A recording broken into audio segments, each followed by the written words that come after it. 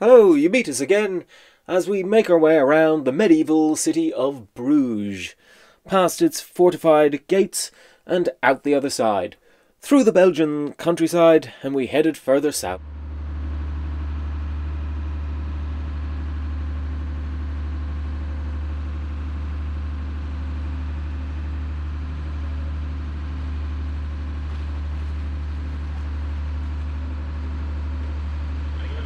The locks and gates opened at 9 o'clock in the morning, which meant there was a queue.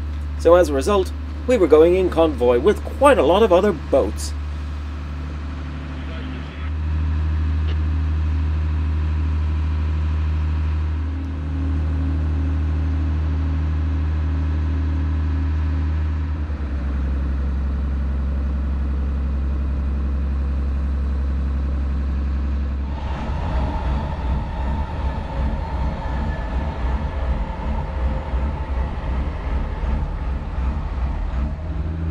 Once out into the countryside, we were left for dust, as all the other boats motored on ahead of us, as we made our leisurely way through the Belgian countryside.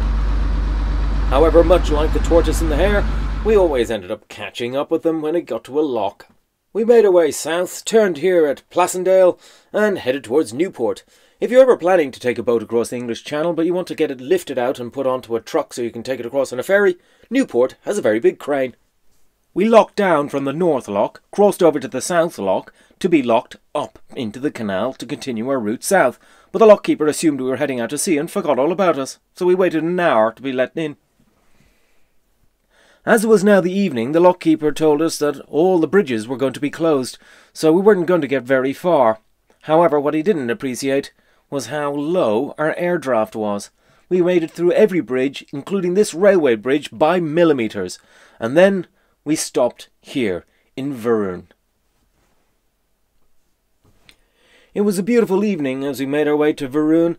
When we encountered a bridge, we weren't sure what our air draft would be, or what even the bridge's air draft would be. Normally they open up. So we got the measuring tape out, measured ourselves, measured each bridge as we came up to it, and then inched our way underneath.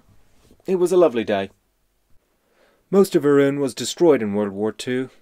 But you can make the outline of the old fortifications. We head further out into the Belgian countryside, and eventually we do cross the border into France. It's not the most exciting canal, as it's very straight. It starts to become very industrial as you arrive into Dunkirk.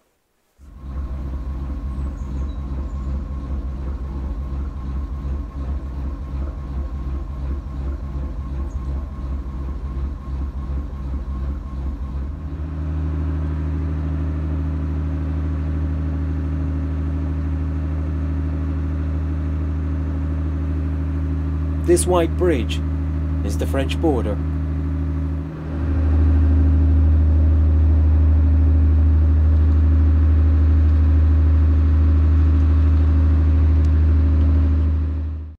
Once in Dunkirk, we navigated ourselves through this series of canals to the back end of the port of Dunkirk.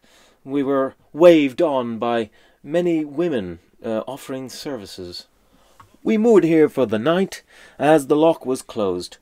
And the next morning we contacted Dunkirk VTS. They let us through this lock, and we made our way through the commercial port of Dunkirk, under this lift bridge, and into the biggest lock we've ever seen. We turned right and headed towards Dunkirk Marina, and pulled up here on the end of the pontoon. De Vrouwe Linda is the oldest boat in the marina, built in 1910, surrounded by a forest of white, or as another Dutch boater referred to them as, plastic fantastic. We decided to spend a few days here at Dunkirk to get ourselves ready for our greatest adventure yet, crossing the English Channel to Ramsgate. While here, the French customs paid us a visit and searched the boat. They found this saying, "Is this a bomb?" We don't know what this is, so if you have an idea of what it is, leave a note in the comments. It was 28 degrees, and when the going gets tough, the tough go shopping. From the 26th of May to the 4th of June 1940, the evacuation of Dunkirk occurred. This is the scarring of the Cathedral of Dunkirk. The whole building was destroyed and had to be rebuilt after the war. In fact, most of the town had to be rebuilt. There are some buildings which are quite stunning, still in existence, that survived the war, but most of it is flattened. This is the old bastion, which is now the marina.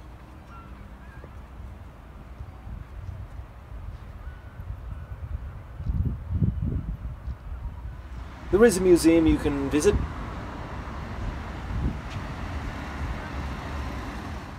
And we took a little walk around. This model highlights the devastation wrought on Dunkirk.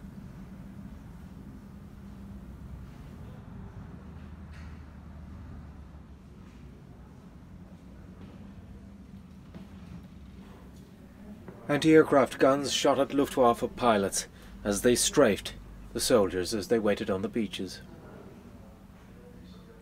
These are images of soldiers defending Dunkirk.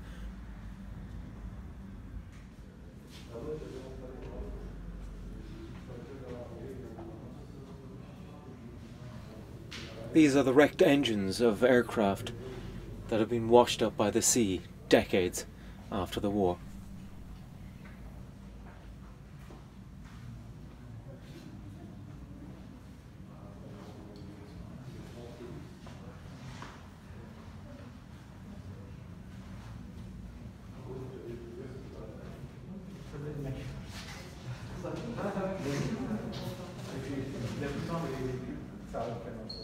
Just under 340,000 soldiers were evacuated.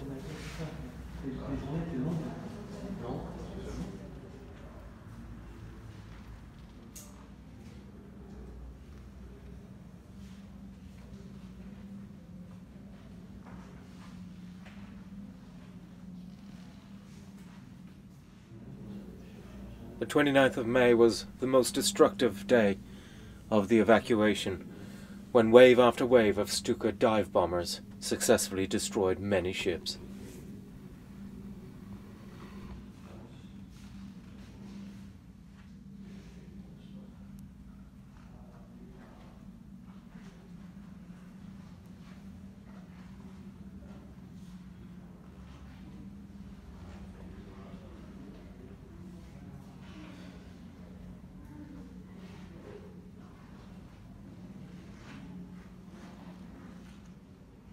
This British truck was discovered on the beach in 2009.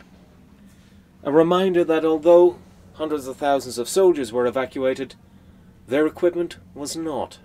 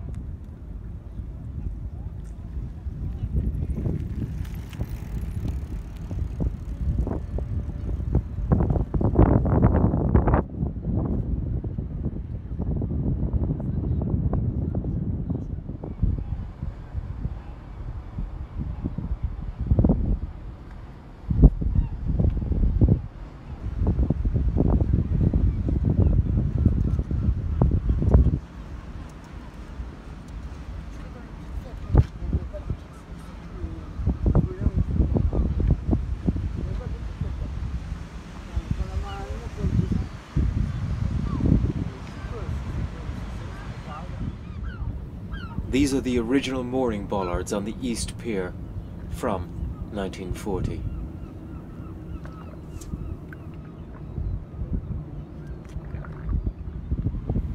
It's the summer of 2020, the 80th anniversary of the evacuation of Dunkirk.